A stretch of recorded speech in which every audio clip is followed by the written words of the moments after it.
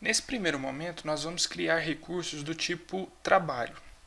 Bom, a primeira coisa que a gente precisa fazer é inserir o nome do nosso recurso.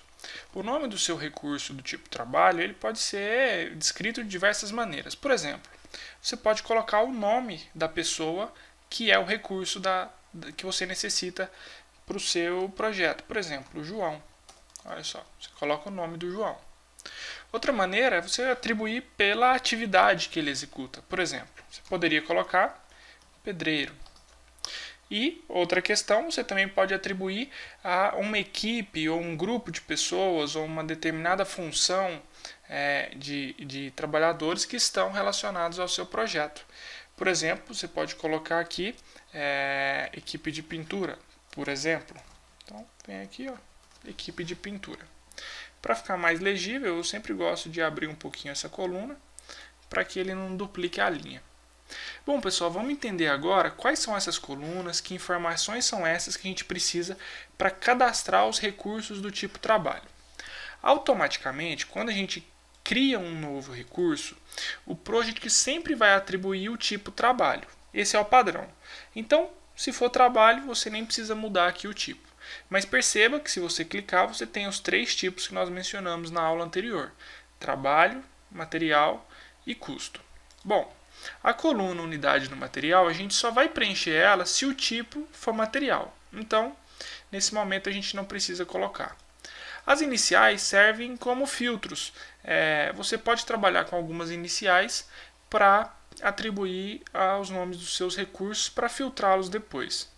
A coluna grupo, você também pode atribuir um determinado grupo relacionado ao seu projeto. Por exemplo, essas pessoas aqui que eu cadastrei, essas equipes, essas funções, digamos que sejam, que fazem parte do grupo da obra. Então, vou colocar aqui, ó, obra.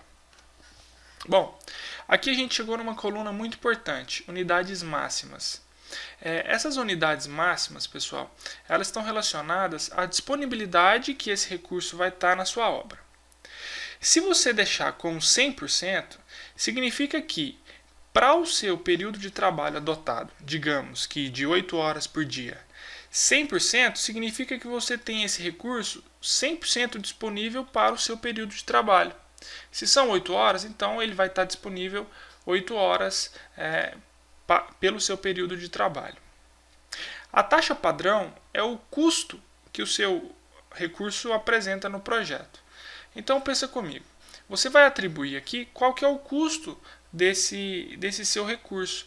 E ele vai ser fundamental para o Project fazer os cálculos de custos do seu projeto. Bom, esses custos você pode trabalhar eles de diversas maneiras.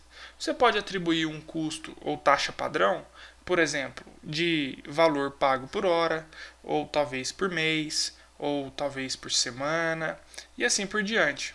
Ou então uma diária também. Vamos dizer aqui que o João recebe uma diária de R$120. Então, vou colocar 120 barra D e o Project já vai entender que é o valor pago por dia.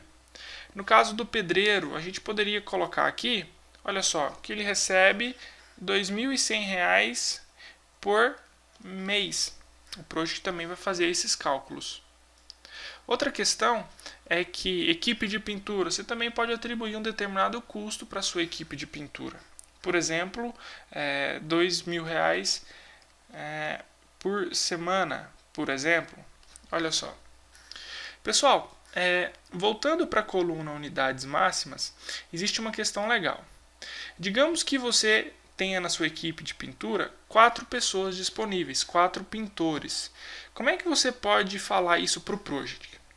Se você deixa a unidade máxima como 100%, significa que você tem 100% disponível para o seu período de trabalho. Isso seria, de uma maneira não muito correta, mas para exemplificar, seria que você tem uma pessoa disponível por dia.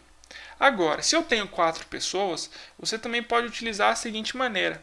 Informando para o Project que você tem 400%, que são as suas unidades máximas, seria o mesmo dizer que você tem 4 pessoas, você tem 4 vezes o tempo da sua jornada de trabalho diária. Então você teria 4 pessoas disponíveis. Bom, Uma outra coisa que a gente pode trabalhar aqui é a taxa de hora extra, ou seja, sempre que você disser que um determinado trabalho foi executado além da jornada de trabalho diária que você definiu lá no seu calendário, o Projet pode calcular um valor a ser acrescentado à taxa padrão. No nosso caso, a gente vai deixar em branco.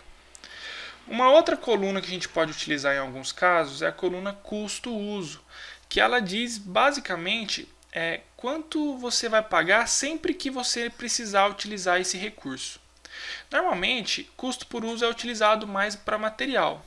Por exemplo, digamos que você vai comprar um determinado material e sempre que for necessário trazer uma nova quantidade para sua obra, você precisa pagar um frete ou uma mobilização. Para equipamentos também, sempre que você precisa mobilizar um determinado equipamento para sua obra, além de pagar o valor da diária, do mês, da hora, você pode atribuir um custo de mobilização, ou seja, quanto que me custa para levar esse equipamento para a obra. Ou seja, quanto me custa para usar esse equipamento. Não significa que você vai utilizar custo por uso isoladamente. Você pode atribuir um custo por uso, por exemplo, um gerador. Um gerador você paga R$1.000 por mês a locação dele.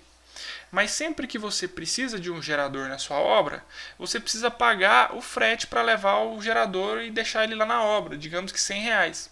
Então você incluiria nessa coluna R$100, ou seja, toda vez que precisar mobilizar um gerador, você paga R$100. Essa coluna aqui, a coluna acumular, ela também é muito interessante.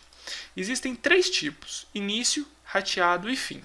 Acumular está relacionado ao custo do seu recurso.